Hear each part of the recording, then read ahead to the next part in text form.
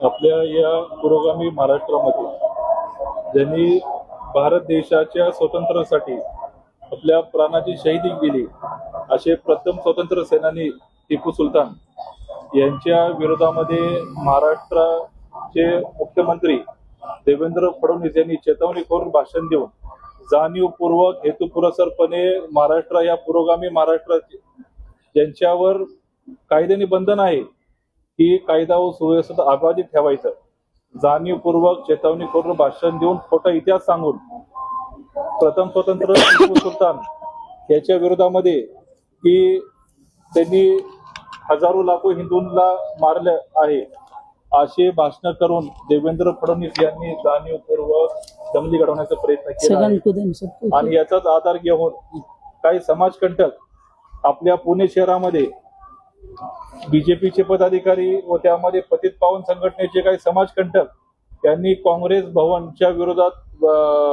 बाहेर येऊन त्यांच्या काँग्रेसच्या विरोधामध्ये घोषणाबाजी करून प्रथम स्वतंत्र टिपू सुलतान यांची प्रतिमा ची विटंबना केली आहे. त्यांच्या फोटोवर स्प्रे मारून तो फोटो जाळून त्या फोटोवर नाचण्याचा यांनी प्रयत्न केला आहे. म्हणून या विरोधामध्ये आम्ही सुद्धा मी ॲडव्होकेट तौसिफ शेख आम्ही सुद्धा हिंदू आहोत. हिंदू म्हणजे कुठली जात नाही हे सुप्रीम कोर्टाने स्पष्टपणे सांगितलेलं आहे. हिंदू म्हणजे वे ऑफ लिव्हिंग. आणि या ठिकाणी आमची ताई स्वाती ताईच्या नेतृत्वामध्ये आम्ही या ठिकाणी हजरत टिपू सुलतान याच्या जे काही विटंबना झाली आहे या विरोधामध्ये गुन्हा दाखल करण्यासाठी शिवाजीनगर पोलीस स्टेशन इथे आलो आहेत. कारण टिपू सुलतान यांची प्रतिमा हे संविधानामध्ये आहे.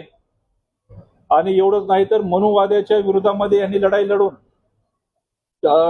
दलित महिलांसाठी स्तनकर जे होतं काय मनुवाद्यांचं जे स्त्रियांच्या विरोधामध्ये ते हटवण्याचं काम या हजरत टिपू सुलतान यांनी केले आहे. आणि आपल्या पुणे शहरामध्ये जर वॉर मेमोरियल पाहिलं आपण घोरपडीमध्ये जे आहे त्या ठिकाणी सुद्धा हजरत टिपू सुलतान यांची प्रतिमा आहे. तर जाणीवपूर्वक हे स्वातंत्र्यासाठी देशाच्या लढाईसाठी त्यांनी आपल्या प्राणाची आहुती दिली. यांची बदनामी करून यांची विटंबना केली. म्हणून देवेंद्र फडणवीस पतित पावन संघटना व बीजेपीच्या लोकांविरोधात गुन्हा दाखल करण्यासाठी आम्ही आज शिवाजीनगर पोलीस स्टेशन इथे येऊन डीसीपी रावले साहेब असतील, एसीपी चंद्रकांत भोसले साहेब आहेत, सिनियर पीआय आपल्या दिगावकर साहेब आहेत, पीआय आहेत, आपले एपीआय साहेबांनी आम्हाला आश्वासित केले आहे की येणाऱ्या काही दिवसामध्ये आज त्यांनी दखल घेऊन आमचा अर्ज इन्व्हर्ट दिलेला आहे. येणाऱ्या काही दिवसामध्ये आम्ही याच्यावरती गुन्हा दाखल करू.